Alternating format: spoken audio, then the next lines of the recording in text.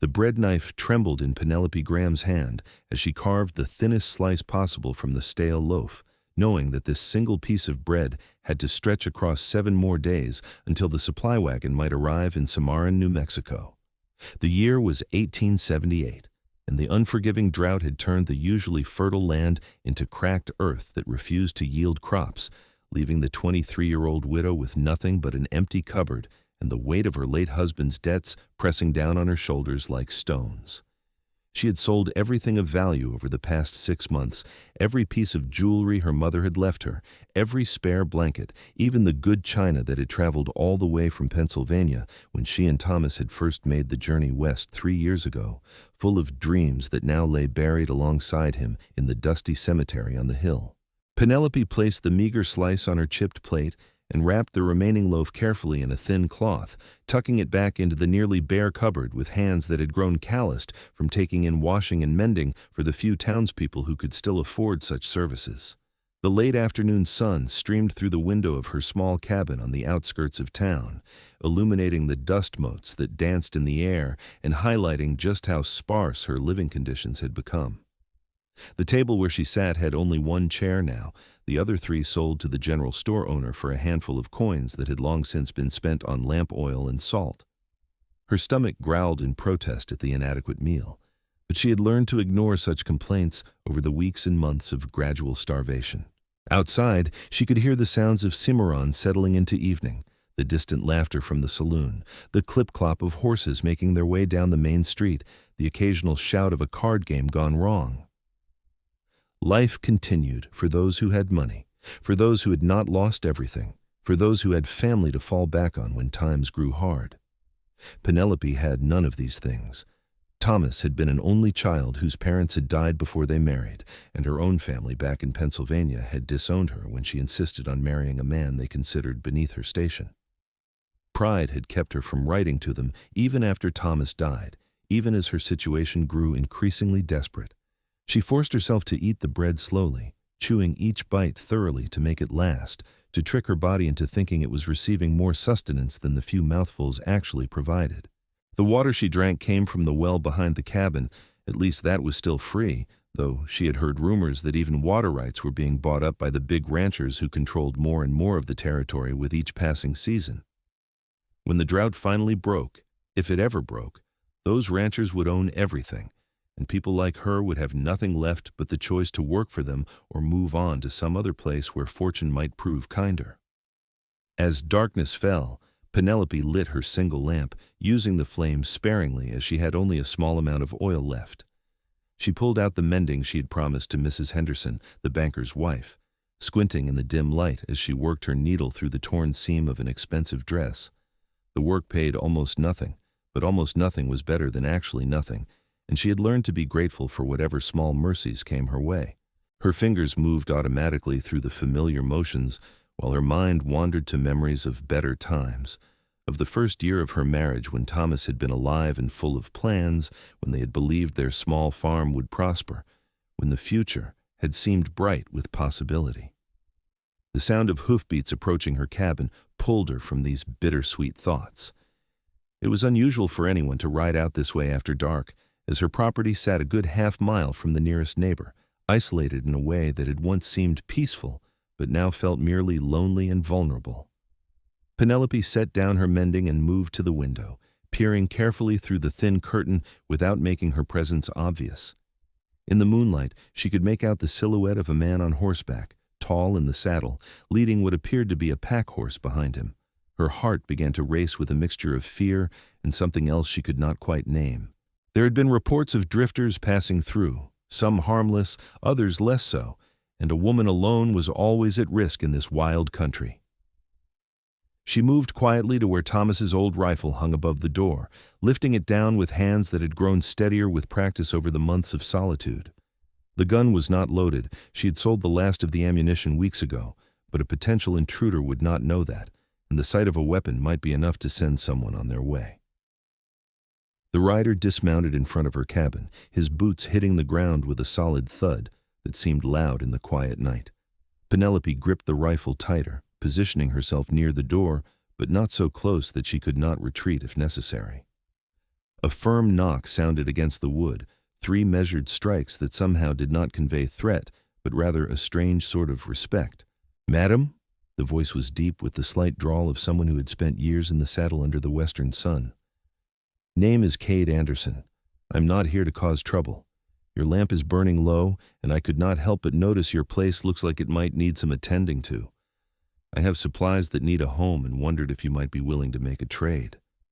Penelope hesitated, her mind racing through the possibilities. This could be a trick, a way to get her to open the door so he could force his way inside.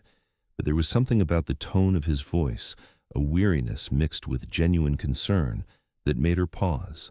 She kept the rifle pointed at the door as she called back, "What kind of trade?"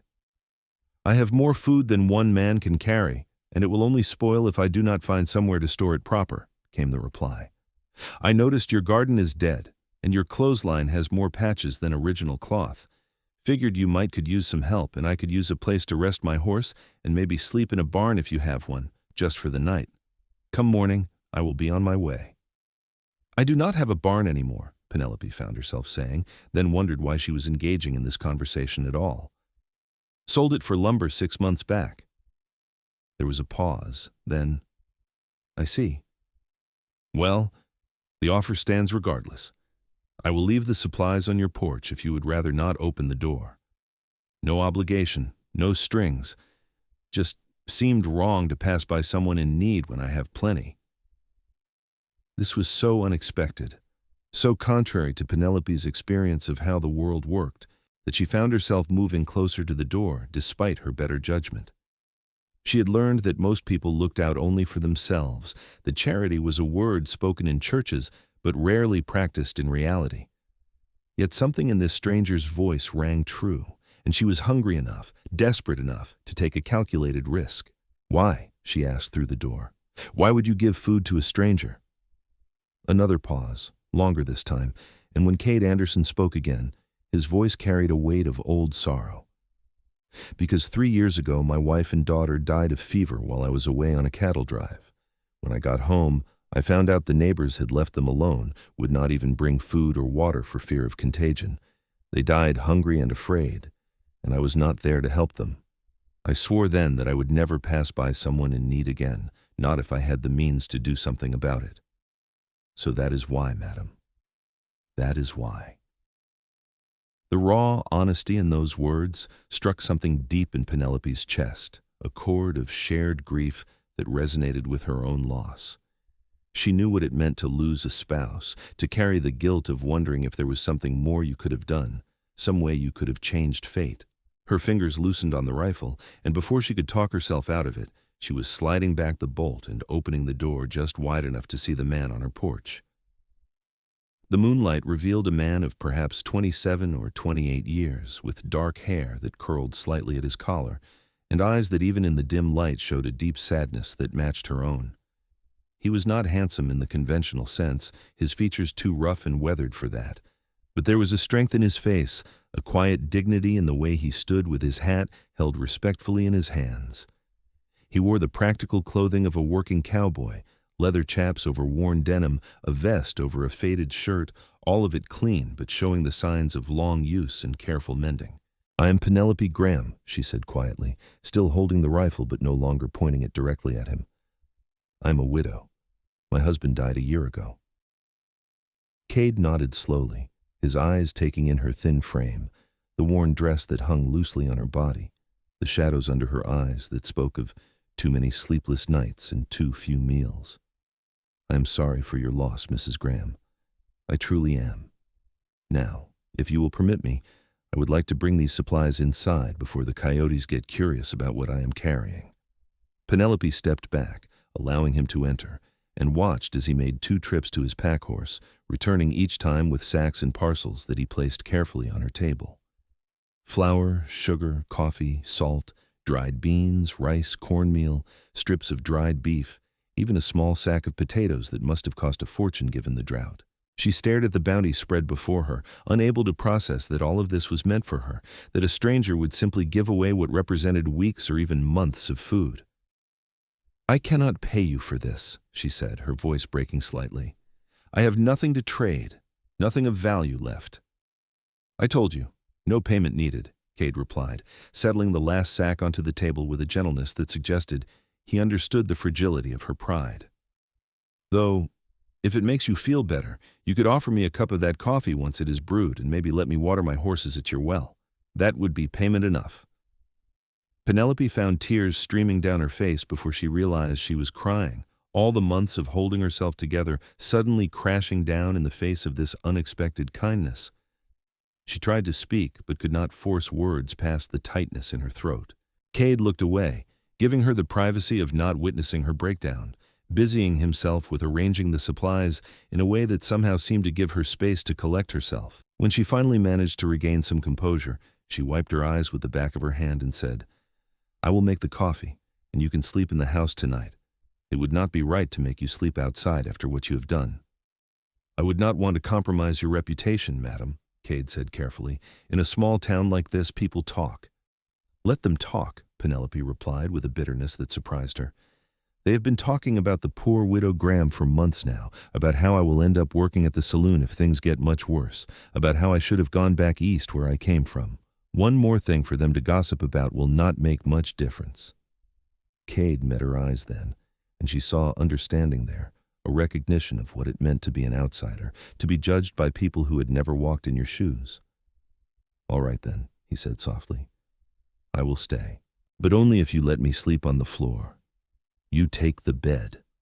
As Penelope moved to prepare the coffee, using the precious supply Cade had brought with a sense of wonder at being able to be generous with portions for the first time in months, she found herself stealing glances at this mysterious cowboy who had appeared like an answer to prayers she had been too proud to voice. He moved around her small cabin with an easy grace, not intruding on her space but also not seeming uncomfortable in it, as if he had a natural ability to fit himself into whatever circumstances he found himself in. "Where were you headed?" she asked as she poured water into the battered coffee pot. "Before you stopped here, I mean." "Nowhere in particular," Cade replied, running a hand through his hair in a gesture that seemed habitual. "I have been drifting since I sold my ranch 2 years back. Could not stand to stay there after they died, and I needed the money to pay off the debts. Since then, I've been working cattle drives, taking odd jobs, moving from place to place.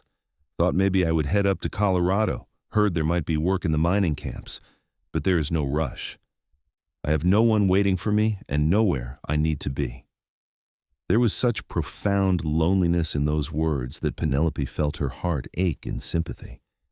She understood what it meant to drift through days without purpose, to move through the motions of living without any real sense of direction or hope. "That sounds like a hard way to live," she said quietly. "It is," Cade admitted, "but it's easier than staying still and remembering everything I lost. At least when I am moving, I can pretend I'm going somewhere, even if I'm not." The coffee began to boil, filling the small cabin with its rich aroma, and Penelope poured 2 cups, handing one to Cade and wrapping her own hands around the other, savoring the warmth. They sat at her small table, the abundance of food supplies creating a barrier between them that somehow made the intimacy of sharing coffee late at night feel less awkward. Outside, the wind picked up, rattling the windows and reminding them both of how exposed and vulnerable life could be in this harsh land. "How did your husband die?" Cade asked after a long moment of companionable silence. "If you do not mind my asking."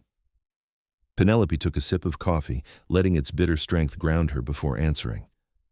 "A horse kicked him in the chest while he was trying to break it. He died 3 days later. We did not have money for a doctor, and even if we had, I do not think it would have made a difference. His ribs had punctured his lungs. I sat with him the whole time, watching him struggle to breathe, unable to do anything to help him." She paused, surprised at how easily the words came after months of keeping the story locked inside. The worst part was that he kept apologizing, saying he was sorry for leaving me alone, sorry for not being a better provider.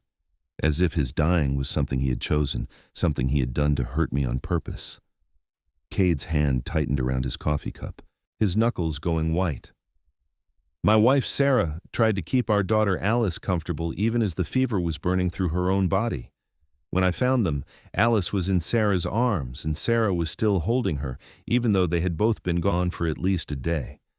The neighbors told me later that Sarah had sent them away, told them to stay safe, that God would provide. But God did not provide. They died alone because people were too afraid to show basic human decency. They sat together in the lamplight, two wounded souls who had found each other by accident in the vast loneliness of the New Mexico territory. And for the first time in longer than she could remember, Penelope did not feel quite so alone. There was something powerful in shared grief, in knowing that someone else understood the particular weight of loss, the way it changed you, shaped you into someone different from who you had been before. As the night deepened, they talked about other things, lighter topics that allowed them both to remember they had once been people with hopes and dreams beyond mere survival. Cade told her about growing up in Texas, about learning to ride before he could walk, about the first time he had seen the mountains of New Mexico and felt something in his soul respond to their ancient majesty. Penelope spoke of her childhood in Pennsylvania, of her love for reading, of how she had once dreamed of being a school teacher, before her parents had insisted she focus on finding a suitable husband instead. "Do you ever regret coming west?" Cod asked as the lamp finally guttered, leaving them in darkness broken only by moonlight through the window. Penelope considered the question carefully before answering. "I regret that Thomas died. I regret the hardship and the loneliness, but I do not regret the choice itself. Back east, I would have lived my entire life in a cage of social expectations, never knowing who I really was or what I was capable of. Out here, even with all the difficulty, I learned that I am stronger than I ever knew. I learned that I can survive things I never thought possible. So no, I do not regret it, even though sometimes I wish things had turned out differently." "That's a wise way to look at it," Cade said thoughtfully. "I wish I could say the same. Mostly I just feel angry at how unfair everything turned out, how random and senseless loss can be." "The anger is part of grief," Penelope replied softly. "I have felt it too, still feel it sometimes. But I have also learned that if I hold on to it too tightly, it will consume me. I have to find a way to let it go, little by little, or it will poison everything." They made up a bed for Cade on the floor, using some of the blankets he had brought in his pack, and Penelope retreated to her small bedroom, closing the door but not bolting it, a gesture of trust that surprised her. She lay in her narrow bed, listening to the sounds of another person in her home, the slight creak of floorboards as he settled himself, the rhythm of breathing that was not her own, and felt something inside her chest loosen just slightly, some tight knot of isolation that had been choking her beginning to ease. Sleep came easier than it had in months, and when Penelope woke to the pale light of dawn, she smelled bacon frying and realized with a start that Cade was cooking breakfast. She dressed quickly and emerged from her room to find him standing at her stove, managing a skillet with the practiced ease of someone who had spent years cooking for himself on the trail. "Morning," he said with a slight smile that transformed his serious face into something warmer. "Figured since you provided the roof, I could provide the breakfast. Hope you do not mind that I took the liberty of using your stove."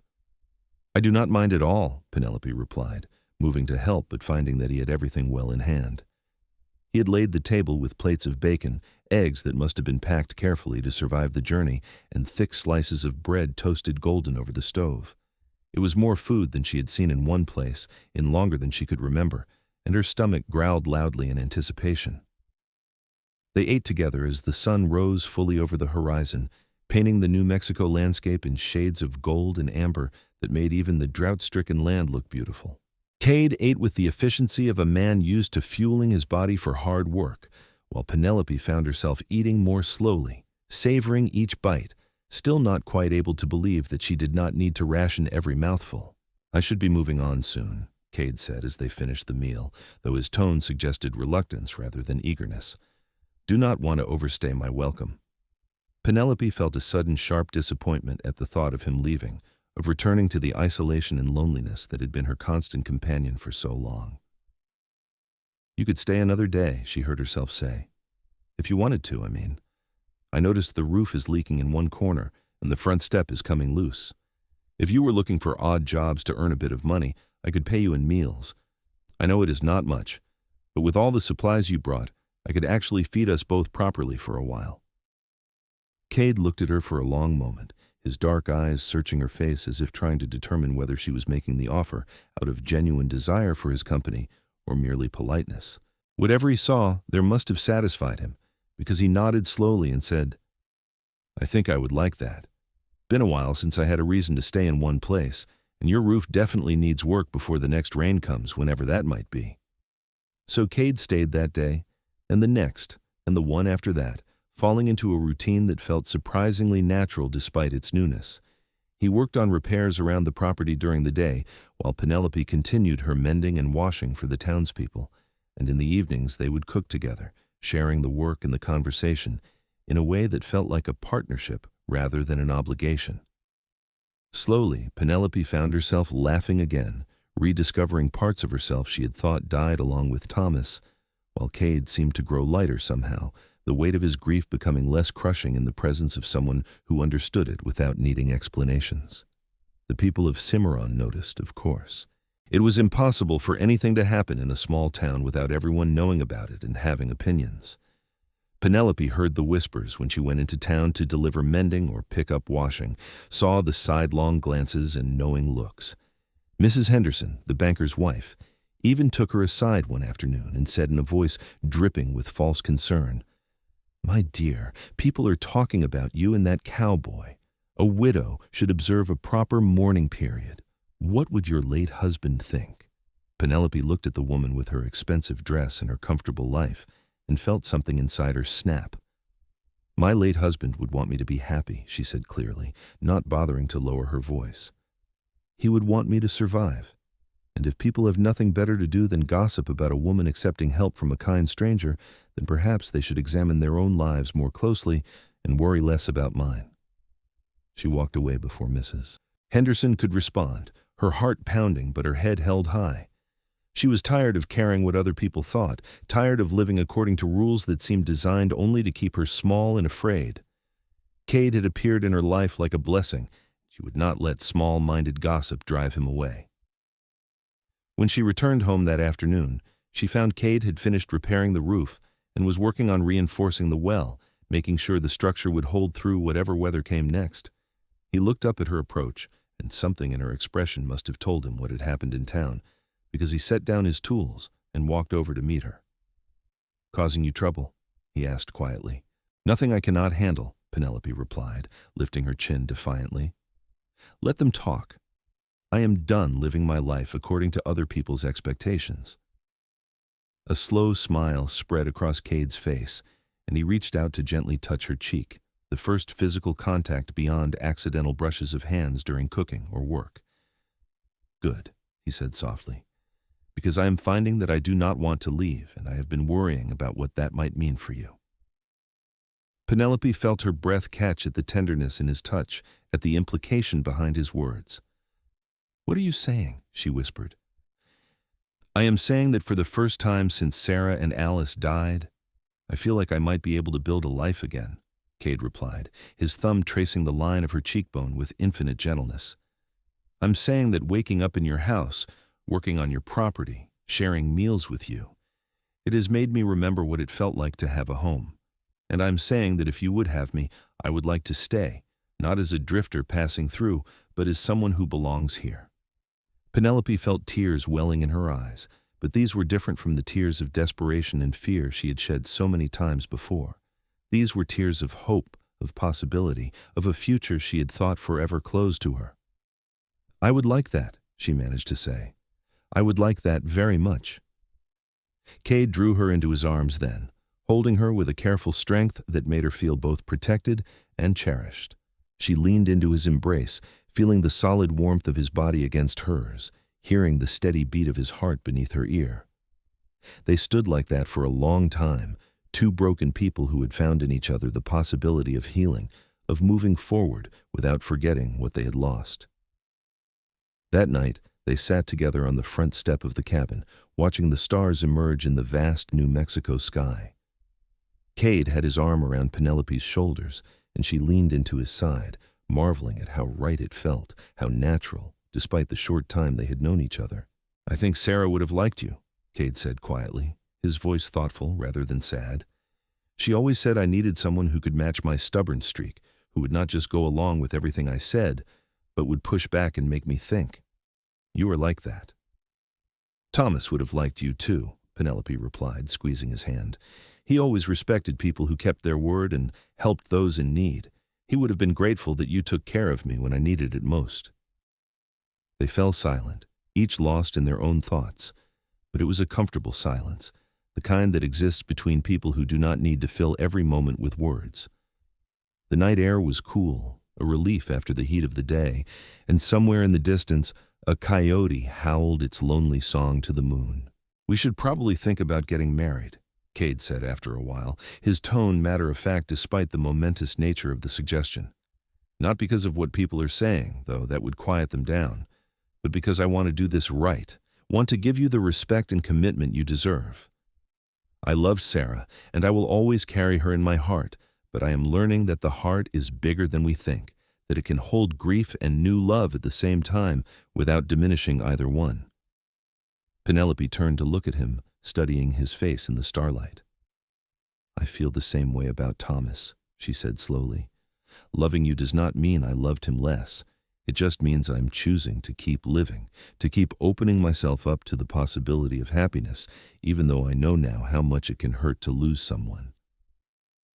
"So is that a yes?"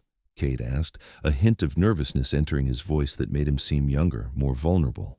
"Yes," Penelope said firmly. "Yes, I will marry you, Cade Anderson. I will build a new life with you, here in this place that has been both harsh and beautiful to us." They were married 3 weeks later in the small church in Cimarron, with only a handful of townspeople in attendance. Some came out of genuine goodwill, others out of curiosity, but Penelope found she did not care either way. What mattered was the way Cade looked at her as she walked down the aisle in a simple dress she had sewn herself from fabric he had bought with his savings, the way his voice shook slightly when he said his vows, the way his kiss after the ceremony was both reverent and full of promise. After the wedding, they returned to the cabin that was now officially their shared home, and Penelope felt a sense of rightness settle over her like a warm blanket. This was not the life she had planned, not the future she had imagined when she first came west with Thomas, but it was good nonetheless, built on a foundation of mutual understanding and respect that had been forged through shared hardship. Cade proved to be a tireless worker, taking on jobs in town to bring in money while also working their small property, trying to coax life back into the drought-damaged soil.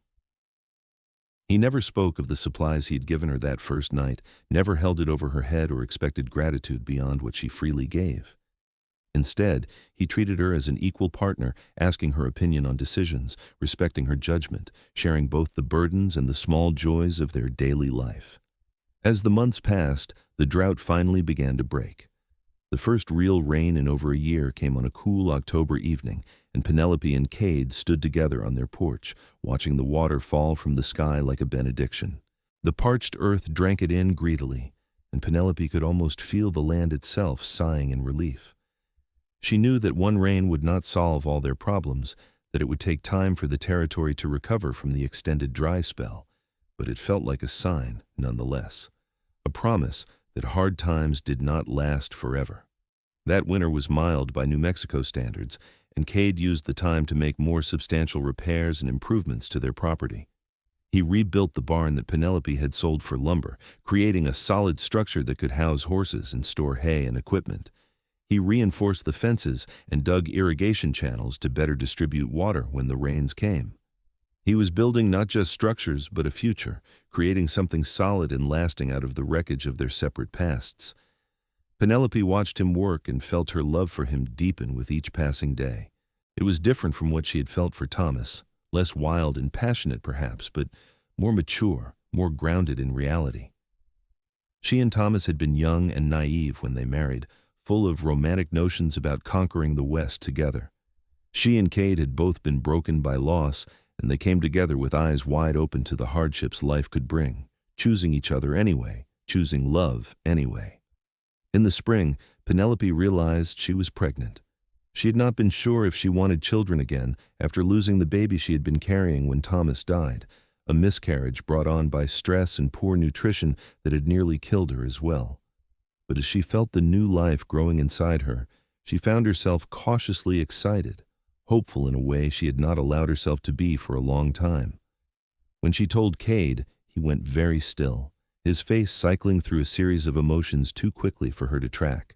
Finally, he pulled her close and buried his face in her hair, his shoulders shaking. She realized he was crying, something she had never seen him do, and she held him tightly, understanding that this news had brought back memories of Alice, of the daughter he had lost, of all the dreams that had died with her. "I am scared," he admitted when he could finally speak. "I am scared to hope, scared to love another child only to lose them. But I am also grateful, so grateful that you are giving me this chance, that life is giving us both this chance to start over." "We will be scared together," Penelope said softly, wiping the tears from his face with gentle fingers. "We will hope together and love together and face whatever comes together. That is what marriage means, is it not? That neither of us has to carry our burdens alone anymore." The pregnancy progressed smoothly, much to Penelope's relief. She continued to do lighter work around the property, while Cade took on more of the physical labor, hovering over her with a protective concern that she found both endearing and occasionally frustrating. The other women in town, seeing that she was well and truly settled with Cade, began to warm to her again, offering advice and hand-me-down baby clothes, helping her prepare for the arrival of their child. On a hot day in late August of 1879, Penelope gave birth to a healthy baby boy. The labor was long and difficult, and there were moments when Cade feared he would lose her the way he had lost Sarah. But Penelope was strong, drawing on reserves of determination that had kept her alive through the darkest times. When she finally held their son in her arms, both she and Cade wept with relief and joy. They named him Thomas Cade Anderson, honoring both their pasts while looking toward their future. Baby Tommy was a good-natured child, blessed with his mother's green eyes and his father's dark hair, and he brought a lightness into their home that neither had experienced before. Watching Cade with his son, seeing the tender care he took in every interaction, the way he would hold the baby and sing old cowboy songs in a surprisingly melodic voice, Penelope fell in love with him all over again. Life settled into a new rhythm, busier and more complicated with a baby, but also fuller, richer. The rains continued to come with more regularity, and their small farm began to produce again. Cade started a small herd of cattle, building slowly and carefully, never overextending their resources, always thinking ahead to potential problems. Penelope returned to her vegetable garden, this time with enough water to actually grow things, and took pride in being able to feed her family from their own land. As Tommy grew from an infant into a toddler, his personality emerged as a perfect blend of both his parents. He had Penelope's curiosity and love of learning, along with Cade's natural ease with animals and the outdoors. He was a happy child, secure in the love of his parents, growing up in a home filled with both laughter and the understanding that life could be hard but was worth living fully anyway. 2 years after Tommy's birth, Penelope found herself pregnant again. This time, the news brought less fear and more simple joy. They had proven to themselves that they could do this, could raise a child together, could build a family out of the ashes of their previous losses. When their daughter was born in the spring of 1882, they named her Sarah Alice, giving her both of the names that meant so much to Cade, but calling her Sally for everyday use. Sally was different from Tommy, more serious and observant, with a tendency to study people and situations carefully before engaging. She looked more like Penelope, with her mother's fine bone structure and auburn hair, but she had Cade's thoughtful nature. The two children became inseparable as Sally grew old enough to follow her older brother around, Tommy taking his role as big brother seriously, always watching out for his little sister. Penelope sometimes stood in the doorway of their now comfortable home, watching Cade play with their children in the yard, and marveled at how much her life had changed. She thought about that night 6 years ago when she'd been down to her last loaf of bread, rationing it slice by thin slice, believing that she would probably starve or be forced into a life she did not want. She thought about how close she had come to giving up entirely, and how a stranger appearing at her door with supplies and kindness had changed the entire trajectory of her existence. She and Cade still talked about their first spouses sometimes, keeping those memories alive not out of inability to move forward, but out of respect for the people they had been and the lives they had lived. Thomas and Sarah were part of their story, threads woven into the fabric of who Penelope and Cade had become. Their children grew up knowing they had been named for people who had mattered, learning early that love did not have to be exclusive or limited, that hearts could expand to hold everyone who deserved a place there. The town of Cimarron changed around them as the years passed. The drought became a distant memory, replaced by cycles of wet and dry years that the farmers and ranchers learned to anticipate and prepare for. The railroad came closer, bringing more people and more commerce, transforming the rough frontier town into something more settled and civilized.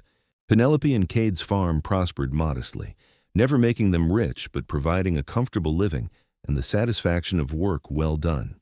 In the summer of 1885, when Tommy was 6 and Sally was 3, Penelope's parents wrote to her for the first time in nearly a decade. The letter came out of nowhere, forwarded through several addresses before finally reaching Cimarron. In it, her mother explained that Penelope's father had suffered a stroke and, facing his own mortality, had expressed regret for the estrangement. They wanted to know if she was alive, if she was well, if there was any possibility of reconciliation. Penelope sat with the letter for a long time, feeling a complicated mixture of emotions. The hurt of their rejection still existed, dulled by time but not erased. Yet she also understood now, in a way she had not when she was younger, that people made mistakes, that pride and stubbornness could poison relationships, that sometimes healing required someone to take the first step, even when they were not the one who had caused the initial wound. She showed the letter to Cade, trusting his judgment, needing his perspective. He read it carefully, then looked at her with those steady eyes that had become her anchor. "What do you want to do?" he asked, not telling her what she should do, but genuinely asking what her heart wanted. "I think I want to write back," Penelope said slowly. "I do not know if I can forgive them completely. Not yet. But I do not want to carry the weight of that anger anymore. I do not want our children to grow up knowing they have grandparents they have never met, because of old hurts that maybe do not need to define everything forever." So she wrote back, a careful letter that neither condemned nor fully embraced, but simply opened a door that had been closed for too long. She told them about Cade and the children, about the life she had built in New Mexico, about how she had survived and even thrived despite their prediction that she would fail. She included a photograph that had been taken by a traveling photographer showing her and Cade with Tommy and Sally, all of them squinting slightly in the bright sun, looking like exactly what they were, a family that had earned its happiness through hardship. The correspondence that followed was slow and somewhat awkward, but it was something. Her parents sent packages for the children, small gifts and clothes that were fancier than anything Penelope would have bought, but that the children enjoyed nonetheless. They wrote about wanting to visit, and Penelope found herself cautiously agreeing, setting a date for the following spring, giving herself time to prepare emotionally for seeing them again. When her parents finally arrived in Cimarron in April of 1886, Penelope was 31 years old, a far different person from the naive 21-year-old who had defied them to marry Thomas. She waited on the porch with Cade beside her, his hand warm and steady in hers, his presence giving her the courage to face this reunion without fear. Her mother looked older, grayer, but her eyes filled with tears when she saw Penelope standing there. Her father, leaning heavily on a cane, moved more slowly but with obvious determination. For a long moment, no one spoke, and then Penelope found herself moving forward, closing the distance, allowing her mother to embrace her with a desperation that spoke of years of regret and worry. "You look well," her mother said, pulling back to study her daughter's face. "You look happy." "I am," Penelope replied simply. "It took a long time and a lot of hardship, but yes, I am happy." The visit was not without its difficult moments. Her father struggled to accept that his daughter had worked as a washerwoman and mended clothes for money, that she had lived in poverty, that she had survived in ways that his upper-class sensibilities found unseemly. But he also could not deny the evidence before his eyes. A thriving farm, healthy grandchildren, a son-in-law who clearly adored his daughter and worked hard to provide for his family. Cade won them over gradually, not by trying to impress them, but simply by being himself, honest, hard-working, devoted to Penelope and their children. He spoke to Penelope's father about ranching and farming, finding common ground in discussions of livestock and land management. He treated Penelope's mother with courteous respect, never defensive about his humble origins, secure enough in himself not to need their approval, but gracious enough to accept it when it was offered. By the time her parents left 2 weeks later, something had shifted. The wounds had not fully healed, perhaps they never would completely, but they had begun to. Penelope had shown them that she was stronger than they had believed, that she had made a good life on her own terms, and that sometimes the path less approved of led to destinations worth reaching. The years continued to pass, marked by the small milestones and large moments that make up a life. Tommy started school in the one-room schoolhouse in town, proving to be a quick learner with his mother's love of books. Sally followed 2 years later, though she preferred spending time with the horses to sitting at a desk. Cade expanded their ranch slowly but steadily, earning a reputation as a fair dealer and a man whose word could be trusted. Penelope became involved in the community, helping to establish a lending library and teaching Sunday school at the church, finding purpose in contributing to something larger than just her immediate family. In 1889, when Tommy was 10 and Sally was 7, Penelope gave birth to a third child, another boy they named Daniel. His arrival was a surprise, as they had assumed their family was complete, but he was welcomed with the joy and confidence of parents who had learned how to navigate the challenges of raising children. Daniel was the easiest of their three, a sunny-tempered baby who rarely cried and seemed content simply to observe the busy household around him. The ranch continued to grow, and Cade took on hired hands during busy seasons, teaching Tommy the business of running a cattle operation, preparing him to eventually take over the family enterprise. Sally, despite being a girl, insisted on learning everything her brother learned, refusing to be left out just because of her gender. Cade, remembering how Penelope had defied expectations to build her own life, supported Sally's determination, teaching her to rope and brand and handle cattle as competently as any cowboy. Penelope watched her children grow with a mixture of pride and bittersweet awareness of time's passage. She thought often of the woman she had been when she first met Cade, hollow-eyed and desperate, rationing bread and wondering if she would survive another week. That woman felt like someone from another lifetime, yet Penelope never forgot her, never forgot what it felt like to have nothing, to be completely alone, to see no path forward. That memory informed how she and Cade lived their lives. They were generous with those who had less, remembering their own times of need. When drought struck again in the early 1890s, though not as severely as the one that had brought them together, they made sure to help their neighbors, sharing water and supplies, offering work to men who were desperate to feed their families. Cade never passed a drifter without offering a meal, and Penelope always kept food set aside for visitors, remembering that night when a stranger's kindness had quite literally saved her life. In 1894, Penelope's father died, and she and Cade made the journey back to Pennsylvania for the funeral, bringing Tommy and Sally with them, but leaving Daniel, still young at 5 years old, with trusted friends. It was Penelope's first time back east since she had left as a bride, and the contrast between the crowded, industrialized cities and the wide open spaces of New Mexico struck her powerfully. She realized that she had become a Westerner in every way that mattered, that the land had shaped her as much as she had worked to shape it. Her mother, now widowed herself, surprised everyone by expressing interest in moving to New Mexico. "I want to know my grandchildren," she said to Penelope. "I want to be part of your life, not just an occasional letter writer. I wasted too many years already because of pride and stubbornness. I do not want to waste what time I have left." So at the age of 63, Penelope's mother moved west, settling into a small house in Cimarron that Penelope and Cade helped her buy. The relationship between mother and daughter, tested and strained and now slowly rebuilding, grew warmer over the years that followed. Penelope's mother proved to be a doting grandmother, and she found purpose in helping with the children and involving herself in the town's social activities. She and Penelope would never be as close as they might have been if the estrangement had never happened, but they found a way to move forward, to create something new out of the wreckage of what had been broken. As the 19th century drew to a close, and a new one began, Penelope and Cade's ranch was firmly established as one of the more successful operations in the area.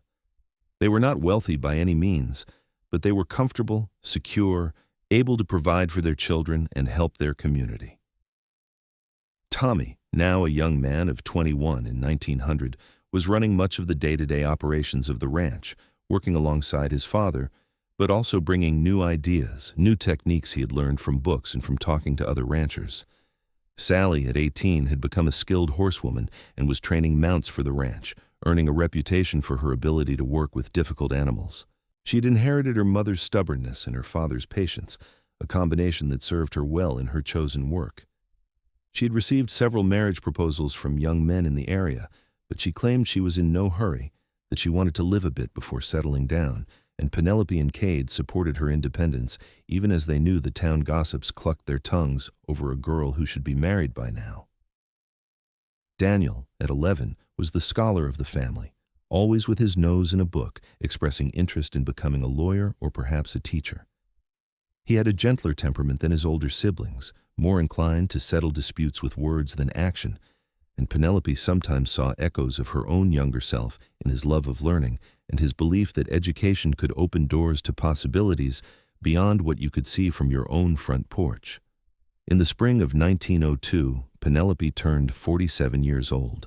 She and Cade had been married for nearly 24 years, and as she looked back over those years, she felt a profound sense of gratitude for the life they had built together. It had not always been easy. There had been setbacks and struggles, dry years and wet years, cattle that died and crops that failed, the normal challenges of raising children and running a ranch in an unforgiving land. But through it all, they had faced everything together, two people who had found each other at their lowest points and had lifted each other up, creating something beautiful out of their shared brokenness. One evening that spring, they sat together on the porch, as they had done countless times before, watching the sunset over the land they had worked so hard to cultivate. Their children were grown, or nearly so, the ranch was thriving, their lives were full. Penelope leaned against Cade's shoulder, feeling his arm come around her in a gesture as familiar as breathing. "Do you ever think about that night?" she asked softly. "The night you knocked on my door with supplies and changed everything?" "All the time," Cade replied, pressing a kiss to the top of her head. "It was the night I started living again, instead of just existing. I told you I had supplies that needed a home, but the truth was I needed a home. I needed you, even though I did not know it yet." "I was down to my last loaf of bread," Penelope said, rationing slices, trying to make it last a week, believing I had nothing left. "And then you filled my cupboards and my life and my heart. You gave me back hope when I thought it was gone forever." "We gave that to each other," Cade corrected gently. "I was broken when I found you, and you helped put me back together just as much as I helped you. That is what love is, I think. Not one person saving another, but two people saving each other over and over, in all the small moments and the big ones, too." They sat in comfortable silence as the stars began to emerge, the same stars that had shone down on them that first night when they were strangers, when they could not have imagined the life they would build together. The land stretched out before them, their land, hard-won and deeply loved, marked by their labor and their dreams.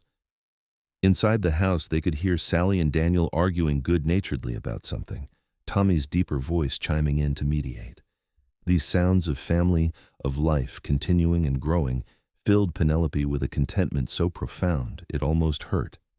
She had been given a second chance when she had not even known such a thing was possible, and she had seized it with both hands, building a future out of faith and hard work and love. As they finally rose to go inside, Cade caught her hand and turned her to face him. In the lamplight spilling from the windows, she could see the lines time had etched on his face, the silver threading through his dark hair, all the markers of years lived fully. But his eyes were the same eyes that had looked at her with kindness and understanding that long ago night, and when he smiled at her now, she saw everything they had been and everything they had become. "I love you, Penelope Anderson," he said, using her married name with a satisfaction that had never faded over the decades. "I will love you until my last breath and beyond." "And I love you, Cade Anderson," she replied, rising on her toes to kiss him. "My cowboy who filled my cupboards and my life with abundance I never dreamed possible." They went inside together, arm in arm, to join their children for the evening meal, to share stories and laughter around the table that had once held nothing but a single loaf of carefully rationed bread. The house was full now, full of food and love and the sound of family, full of all the things that made life worth living. The cupboards were never empty, the future stretched out bright with possibility, and two people who had found each other in their darkest hours continued to choose each other, day after day, building a legacy of love that would endure long after they were gone. The ranch continued to prosper over the following years, adapting to changes in the cattle industry, weathering economic downturns and natural disasters with the resilience that came from solid management and careful planning. Tommy married in 1904, bringing a wife named Elizabeth to the ranch, a sensible young woman from a neighboring property who fit seamlessly into the family. They built a house on the far corner of the ranch land, close enough to work together but far enough for independence. And when their first child was born in 1905, Penelope and Cade became grandparents, marveling at the continuation of the family line they had created together. Sally eventually married as well, though not until she was 25, choosing a man named Jacob, who worked as a horse trainer and who respected her skills and independence. They settled on a small property near Cimarron where they raised horses and trained them for ranchers throughout the territory. Sally remained close to her family, riding over regularly to help with the ranch work and to bring her own children to visit their grandparents. Daniel, true to his scholarly inclinations, went to university in Denver and became a teacher, though he returned to New Mexico to practice his profession, taking a position at a school in Santa Fe. He visited regularly, always bringing books for his parents, engaging his father in long discussions about politics and progress, helping his mother establish a more formal library in Cimarron that became a source of pride for the entire community. As Penelope moved into her 50s and then her 60s, she found herself reflecting more and more on the arc of her life, on how impossibly far she had come from that desperate young widow rationing bread. She had not just survived, she had thrived, building a family and a legacy that extended beyond anything she could have imagined in those dark days. The poverty and desperation she had experienced had made her stronger, more compassionate, more aware of how precarious life could be and how important it was to help others when you had the means to do so. She and Cade grew old together, their bodies wearing down with the years of hard work, but their love remaining constant. They moved a bit more slowly, delegated more of the physical labor to younger hands, but they remained active and engaged with the ranch and the community. They had become the kind of elders that others sought out for advice and wisdom, having earned respect through decades of honest dealing and genuine care for their neighbors. In the summer of 1920, they celebrated their 41st wedding anniversary surrounded by their children, grandchildren, and even a few great-grandchildren, the house bursting with the noise and chaos of a large extended family. Penelope, now 65, looked around at all these people whose existence traced back to that night when a cowboy with a pack horse full of supplies had knocked on her door, and she felt overwhelmed with gratitude for every moment, every challenge, every triumph that had brought them to this point. Cade, at 69, was still strong despite his age, his love for Penelope as evident in his gentle touches and constant attention as it had been when they were young. He held her hand throughout the celebration, and when someone asked him to share the story of how they met, as people often did, he told it with the same warmth and detail he always used, never tiring of recounting the moment that had changed both their lives. "I saw her lamp burning low in a cabin that looked like it was barely standing," he said, his voice carrying across the room full of family, "and I knew someone was in trouble. I had food I did not need and time to spare, so I stopped. Penelope answered the door with a rifle pointed at me, looking fierce and frightened all at once, and I thought to myself, here is a woman who has not given up despite everything. Here is a woman worth knowing." Penelope squeezed his hand and added her own perspective, as she always did when he told this story. "And I looked at this stranger offering help for no reason other than kindness, and I had to make a choice. I could stay behind my locked door and slowly starve, or I could take a risk on trust. Choosing trust, choosing to open that door, was the best decision I ever made. It brought me not just food for my empty cupboards, but love for my empty heart, a partner for my lonely life, and all of you, our family, our legacy." Their oldest grandson, Tommy's son, who was named Cade in honor of his grandfather, asked, "Were you scared, grandmother, when you opened the door?" "Terrified," Penelope admitted honestly, "but sometimes the scariest thing and the right thing are the same thing, and you have to be brave enough to do it anyway." That is true in love, in life, in everything that matters. As the celebration continued around them, Penelope and Cade slipped out to the porch, needing a moment of quiet together away from the happy chaos.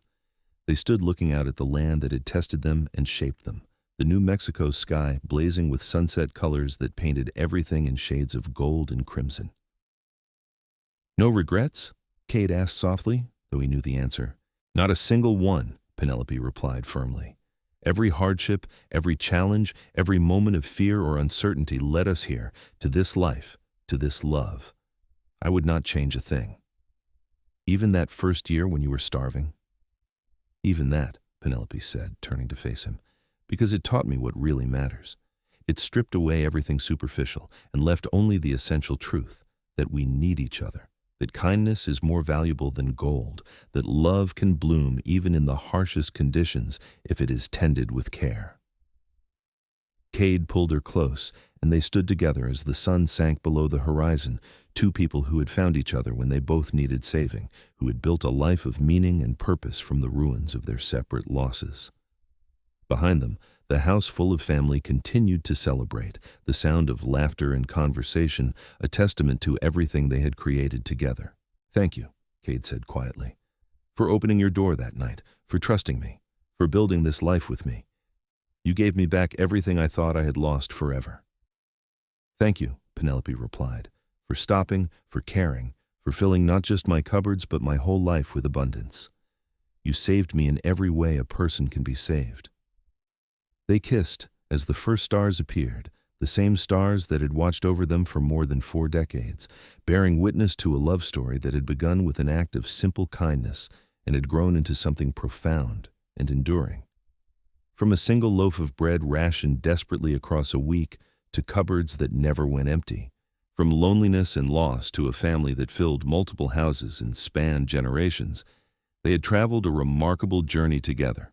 And as they finally went back inside to rejoin their family, Penelope Graham Anderson and Cade Anderson carried with them the knowledge that they had lived fully, loved deeply, and created something beautiful that would outlast them both.